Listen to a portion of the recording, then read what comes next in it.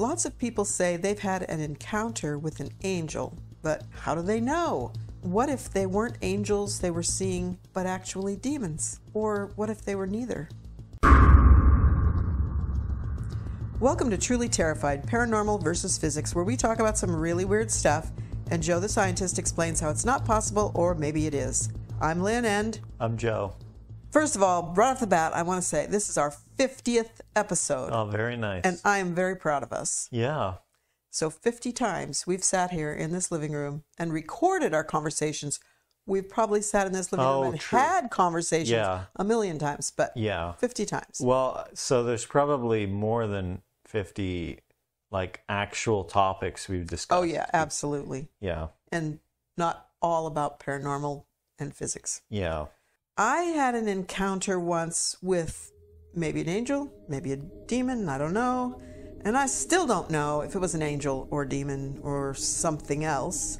And I'll tell you about it in a minute. But first, let's establish what people say these paranormal beings are.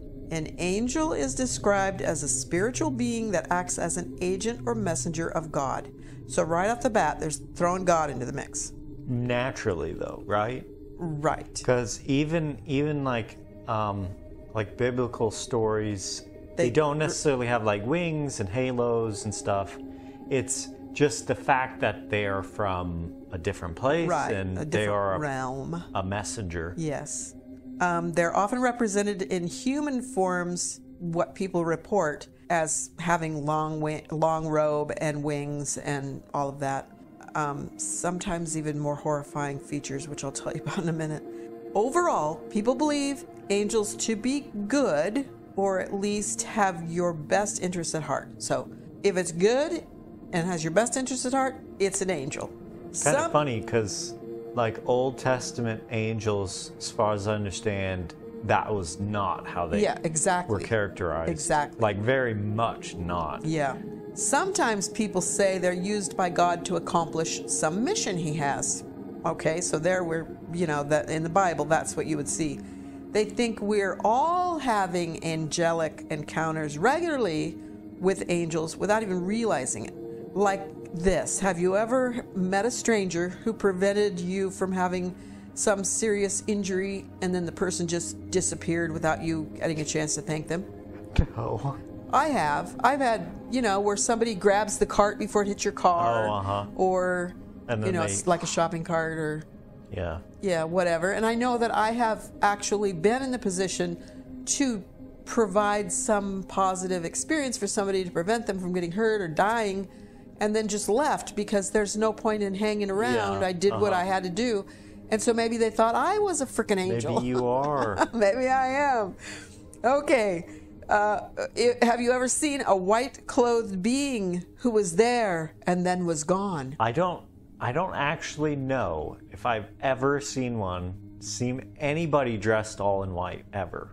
Oh, I have. On TV, As a teenager in the LA airport, I had driven with a friend that was the closest flight he could get to go to Ohio to his father's funeral, I think it was. And so we drove from Las Vegas to LA, and we had to spend the night in the airport waiting for his flight. And there were Hare Krishna people, is that what they're called? And they had, if I recall correctly, they had long white robes, and they were trying to get us to go with them. And wow, that's crazy. Yeah, it was really weird. They were not angels. So sometimes if you encounter somebody and they bring you an important message that somehow comforts you or helps you with a problem, people say those are angels. All right, but it could be a human being. Mm-hmm. Yeah, it could easily have just been a person, right? Yeah, exactly. Here's an example that one person gave to tell about their angelic encounter. This lady is named Jackie, and she believed a guardian angel came and helped her avoid serious injury when she was about 5 or 6, like kindergarten age. She actually physically felt and heard this protective force. She's just a little kid, and she's skiing with her family, and they're having a great day, and she decided to try sledding down the steepest part of the hill. I guess they weren't skiing, they were sledding. She closed her eyes and started down. This is what she said, quote, "I apparently hit someone going down and I was spinning out of control. I was headed for the metal guardrail. I didn't know what to do. Suddenly I felt something push my chest down. I came within less than half an inch of the rail but didn't hit it. I could have lost my nose. Okay. Something pushed her chest down. All right. I mean, I would probably think there was some divine intervention if that happened to me. I mean, if you felt, you can never like confirm it for other people, right. But you might have confirmed it for yourself. There are a tremendous number of people who say they saw an angel that was terrifying. They said it had multiple eyes, multiple wings, or other strange things. Like in modern? Yes, yes. Get on Reddit. Well, I know in the Bible, supposedly there's the quote-unquote biblically accurate angels, and it's a meme nowadays. So I'd expect more sightings of that kind now. After the meme became popular, where it's usually like, like in any mythology you have weird chimeras where and like almost amorphous creatures, like it has the head of an eagle and then the arms of an ox and wings, and it has 8 wings, and the weird thing though is eyes. It might be symbolic, like the eyes are the eyes watching everyone from above. I don't know. All I could think of was a lotus seed pod, and it just grossed me out. Well, the depictions, the mimetic depictions nowadays, it is kind of gross looking, because you have these like the most popular ones, the rings with the eyes around, and usually they put too many, and it looks horrible. It looks like a disease. You should make a AI angel with multiple eyes. I don't know that the models are biased enough towards quote unquote biblically accurate angels to do that. But you could give it enough instruction to do it. You could sketch it out and do it in pieces, I think. So which is it? Is an angel a beautiful being of light that comes to help you, or a terrifying apparition that looks like it will kill you? I don't know. On the other side are demons. They're thought to be an evil spirit or devil, especially if it possesses a person or torments them. So if you're being tormented, or you feel like you're being inspired to do horrible things, you're possessed or being bothered by a demon. But if you feel comfort, it's an angel, unless it has multiple eyes and wings, in which case, I don't know. Well, so you would be terrified, because that's how they say originally, So what if they aren't biblical creatures at all? What if they're from another dimension? Or you're experiencing some glitch in time and space? Yeah, so one of the common things, quasi-explanations for the UAP nowadays are that they are angels. And another explanation is that simulation hypothesis, it's a computer simulation for whatever reason, that the angels are somehow avatars of the simulators, the ones doing the simulating. Now, I think, to me, it's like, okay, an angel, it's the likelihood that angels actually exist is the likelihood that Christianity is true, that ancient mythologies are true. I wouldn't expect outside of those ideas like Christianity or whatever for angels to exist, because it's clearly something that's like very tied to those mythologies. You know what I mean?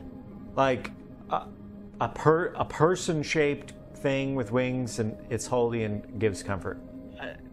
It feels very symbolic and very tied to mythology. Same with demons too. Winged and horrible. The original like illustrations of demons, they look very chimeric.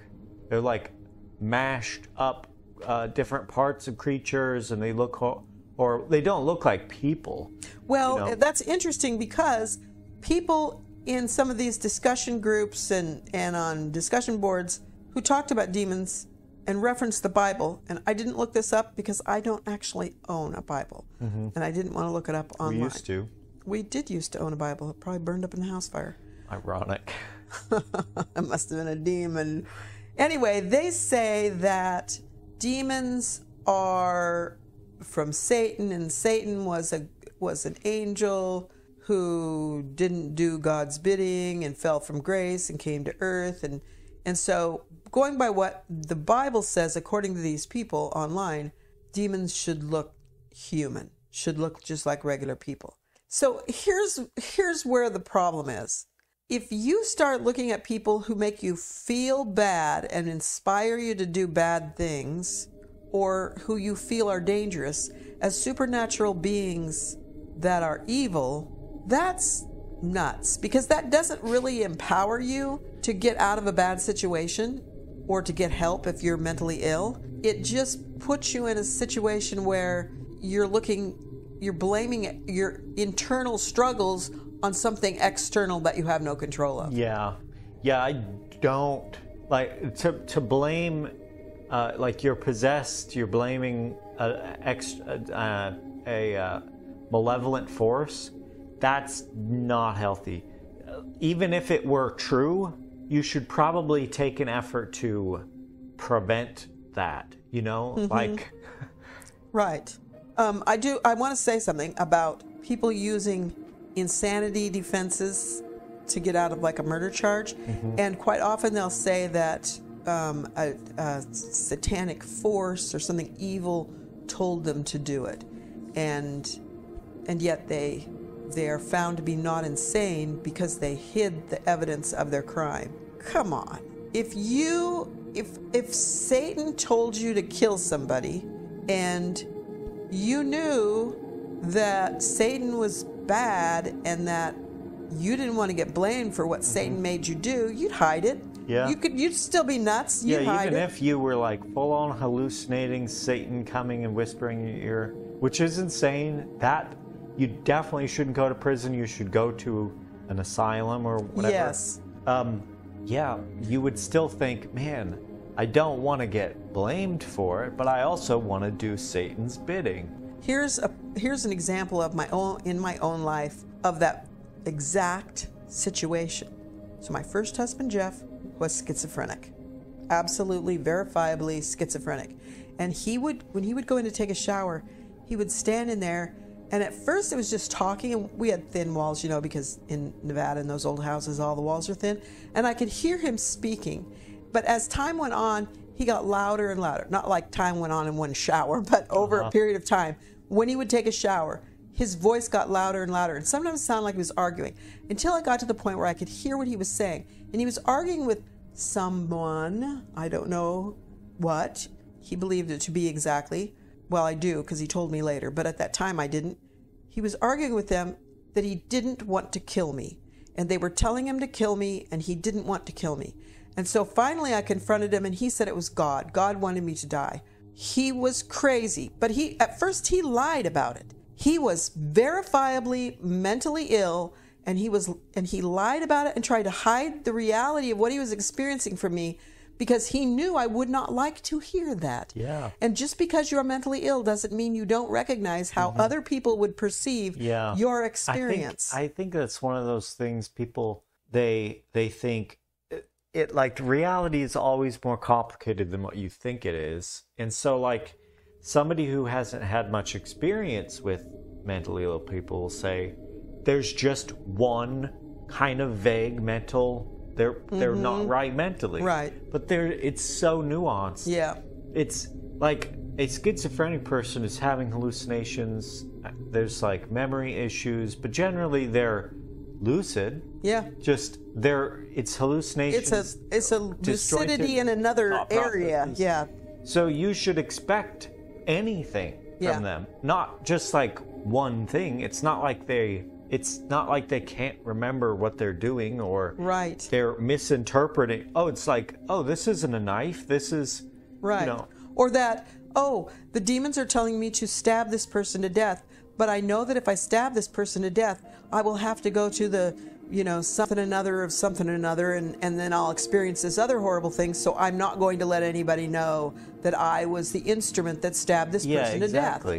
Yeah, so that, you know, whatever. So all throughout this, I've been sounding like pretty much, I don't believe in angels. And I don't use that word, but I had a strange encounter once. So this is many years ago. It's before I think I even had Carrie. And I was laying in bed. I'd been reading. I don't think I had my glasses on. But I was laying in bed. The room was pretty dark. Probably not completely dark because Christina was just a little kid and she didn't like the dark, and she would probably have been freaked out if she had to get up and go to the bathroom in the night. So probably the bathroom door was open a little bit and the light was on in there. So there's a little bit of light, laying in bed. And I saw something at the end of the bed, and so I looked up and I saw a figure standing there, and it was very tall. My sense was that it was a person, probably a man, because it was very tall. It appeared to be dark shrouded, and it was in some way illuminated, yet not with light. And I can't explain that other than to say, like, if you look at a photograph where they have photoshopped only one element of it to be really in sharp focus, and the rest of it is all kind of blurred out. Yeah. It's kind of like that. It was like I could totally see this figure perfectly clearly, and yet it wasn't illuminated so that I could see like features. I couldn't see a face, like just a dark, shrouded figure standing at the end of the bed looking at me. And I didn't feel any fear at all, and I just looked back, and Jeff, who, as we recall, was mentally ill, all of a sudden sat straight up, like if he had a string on his forehead that just pulled him into a straight sitting up position from laying on his back. And he turned his head slowly towards me. And by now, of course, I'm staring at him because he's moved next to me. And he said, "You're one of the few pilgrims to have seen the other side." And he said it in kind of a monotone, and then he laid back down. And it wasn't that he said that, and it wasn't that I saw the thing, but it was the two things in conjunction, because he was asleep. He didn't see the thing at the end of the bed. I saw when he sat up, so I know he didn't see the thing at the end of the bed. Him saying that and having seen that freaked me out so bad, I jumped up, ran across the bed, because I didn't want to go to the end of the bed, around the end of the bed, and into the bathroom, shut the door, and sat on the toilet with my feet up until I felt reasonably certain I could go back out. And at that time, I probably prayed, "Please, God, don't ever let me see anything like that again." But you think it was a benign thing?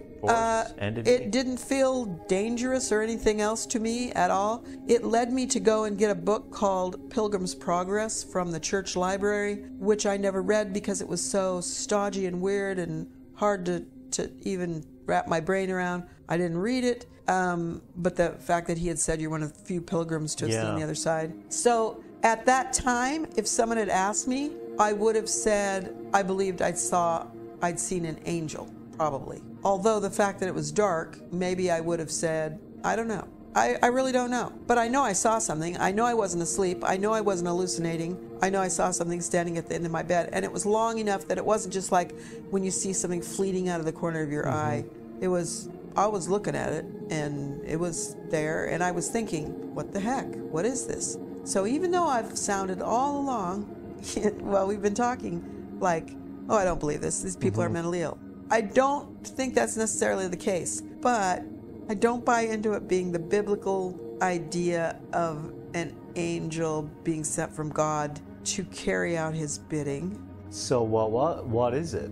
Or not just that case, but so you believe something like that exists? What is it? What are they? I'd probably be more prone to say that it was either a ghost, because I believe in ghosts, or it was some kind of time glitch. So you're seeing something in a different time? Yes. So your story was basically you have no clue what it was. None. And you didn't feel comfort? I didn't feel comforted. I didn't feel terrified. I was scared of Jeff, but I wasn't terrified of the figure standing at the end of the bed. If it was a ghost, what would be the consequence of that? You know, why was it standing there? Why would anybody approach you or be within your sight in the physical realm? I don't know. I've got lots of stories of ghosts.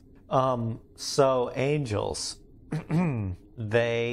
so what are the characteristics that like fundamentally define them? Because it's probably not just a Christian thing, you know? I mean, I'm thinking Christianity, the Abrahamic religions, they have this concept. Maybe other religions do too, but it's not just like, oh, winged figure, bathed in light, that brings comfort, whatever. How would you define it? Yeah, I don't know. I don't know, because everything I saw online, people were saying, the people who were describing experiences they had, they felt that it came from God. And they said God. They didn't necessarily say Christian God. So maybe some of them were Jewish, maybe some of them were Muslim, maybe, you know, I don't know. But they were all saying that it came from a supreme being. So I get the sense that when people say God, generally what they mean is like the transcendent part of reality. So that means things that are just like way beyond regular life and way beyond regular understanding, which there is inevitably some version of that in reality. For instance, you could describe the same entity the same way and have it be valid if it was some kind of hyper ghost from another dimension. Right. Because that's just way outside of, you know. Okay, so I agree with you to a certain point, except they give this other meaning to the word God, and it's not just something that transcends our understanding or yeah, whatever. You're right. There's kind of like a structure to it. Like there is a reason, like it's a force that's directed specifically for maybe an agency, maybe a goal, maybe a something. There's a structured component to it. I think that most people, when they think of God, they believe that it is a intelligent source that has some control over their universe, whether it's their personal interior universe or the actual external physical universe. But that, I think that's how most people view, or most people mean it when they say God. And so I think that, at least that's my perception of it. So when I read those different stories in doing my research, I'm pretty sure that that is what those people meant when they said that the angels were sent from God, like a messenger from the supreme being that has intelligence and an agency over you. I didn't see any that said that it was just a spirit that intended good for them, without any reference to God or some spirituality connected to it. And probably that's because they wouldn't be calling them angels. They probably would call them something else. Well, fundamentally, what is the difference, right? So let's say you have a ghost. I mean, like, let's say you knew everything and you knew it was a ghost. It was a ghost, like, oh, a spirit from, you know, past living creature, and it's doing something to someone, but that someone calls it an angel. Okay, but what if it's aliens? What if it's really aliens? If it's aliens? Or what if it is a time warp and it's somebody from another time? What if it's another dimension that's happening right here around us? The really important thing about doing like experiments or having like a test for something is so that you can discern between alternatives. You can perform the test and rule things out. So like, for instance, oh, was it a ghost? I'll get my ectoplasm reader out, and it's not reading any ectoplasm. I know it wasn't a ghost. So then you get your radiation meter out, and you are measuring ambient radiation. It's not elevated. I know it's not aliens. That's the value in that. Otherwise, you can't. I mean, you have a bunch of possibilities. You cannot choose between them, really. I mean, like, guarantee, yes, this one, 0% chance. Like, for instance, there's a 0% chance that ghostly thing I saw, maybe it was an angel, maybe it was an alien, whatever. That ghostly thing I saw, it was actually like 3 dogs with a sheet over them standing on their shoulders, like, it wasn't that. It wasn't a swamp monster. It wasn't, but it could be a ghost, could be an alien, it could be a projection from the simulators. It could be, there's an infinite number of explanations. Nothing you can do can rule any of them out. If you've ever seen an angel, comment down below. Let us know how that happened and why you think it was an angel and what made you think it wasn't a ghost or whatever. Whatever went through your mind, let us know. I want to hear your story. Our contact information is in the show notes. You can email us, text us, or even call and leave a 3-minute voicemail. And as always, if you have a story you want to tell, send it to us. Please share, subscribe, and leave a review wherever you get your podcasts. Thanks for listening, and never be so terrified you can't run.